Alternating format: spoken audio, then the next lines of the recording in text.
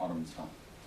Ron, I'll let you touch base on this. I think the discussion the other day, whoever was leading it at the time alluded to the point that if the bonds were called, the house of cards would fall quickly.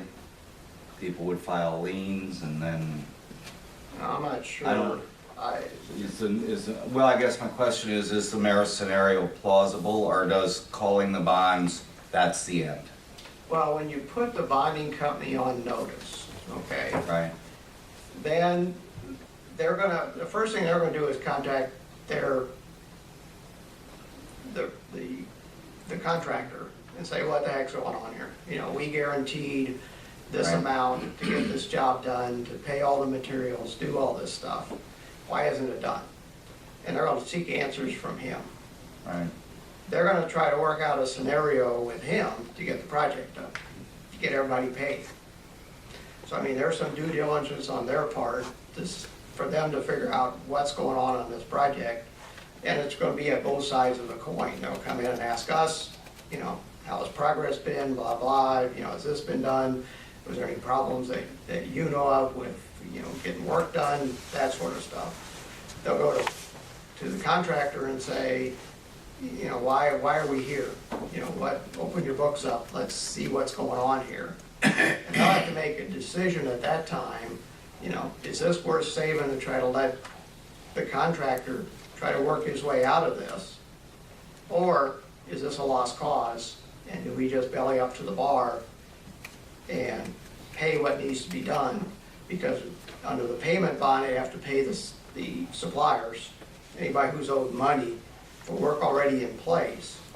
And then they would, and the mayor's absolutely right, they'd be letting contracts themselves to hire people to come in here and finish the items of work that need to be done.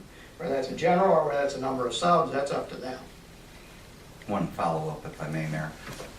So if bonds are called, then another scenario is the contractor could say, I'm done, Chapter 11, and that wouldn't necessarily be a bad thing for the city either, because then we know where we stand immediately. There are some terms or some termination of contract items where if a contractor happens to fall into certain categories or things happening to him, there's a termination clause in the contract where we physically take over the contract ourselves and say, you're kaputs, and it's our contract back again without a second party on there, basically. And the scenario you're talking about is one of them.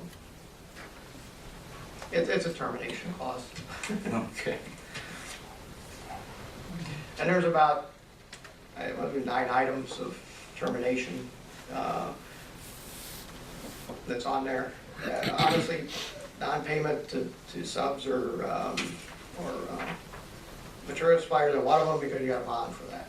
So it's physically things happening to the contractor where he's in default, you know, on certain things happen. If you want that, I can give you this page out of the contract. Alderman Russell. As far as his work, has he been paid up through his He was paid up until right before Christmas. And as far as the amount of work, dollar-wise, that you think is necessary yet in the contract? Dollar-wise, Yeah. with retainage, Just ballpark, about 400,000. 1,000. That includes that big wall, I guess, on the side there. Yes, it does. Alderman Overpelt. Yeah, two things. If that scenario does happen, Ron, we would almost, immediately have to go back out for bids if we were to get the contract back to get the work done, correct? Right. Okay. Well, I agree with the mayor. I think we need to take the initiative here to get this thing, or to keep it going and get it done the way it's supposed to, just to keep the process moving. If we sit here and stall it, that would be the wrong direction. Alderman Rao. I'd like to make that motion. Second. Alderman Rao, second by Alderman Nemitz, or who? No. Oh, I submitted second by Alderman Agnew.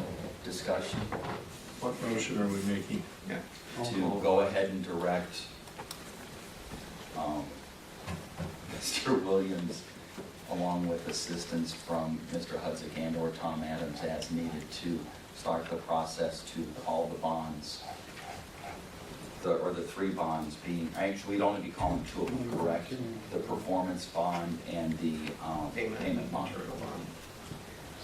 Alderman Neiman? Just as a follow-up to Alderman Ressler's question, he was paid up until then, and I guess in all fairness and being in a related field, is 3 weeks of impossible work where nothing can get done though?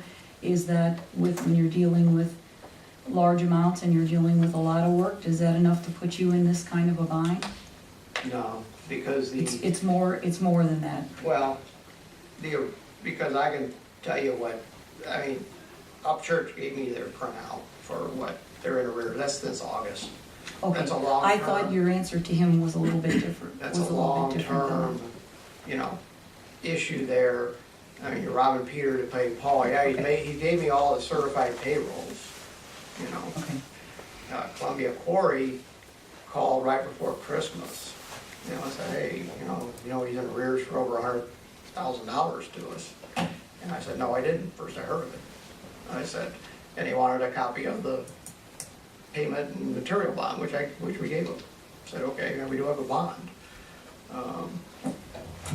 okay, you answered my question. I thought from your answer to him that things were up to par until weather, and I thought, I was no. willing to say, well, then I in mean, that case. their work, let me say this, their work was up to par as far as the work being done. They haven't, usually when a contractor's in trouble, they try to cut back, cut corners, so they haven't tried that. I'll be honest about it. They even tried to pour the last section of Cherry Street there, and then it rained over the weekend and slid down the hill, for gosh sakes. Yeah. And keep in mind, it's not unrealistic for this bonding company, once we notify them, for them to notify the contractor and start working out a deal to make this happen.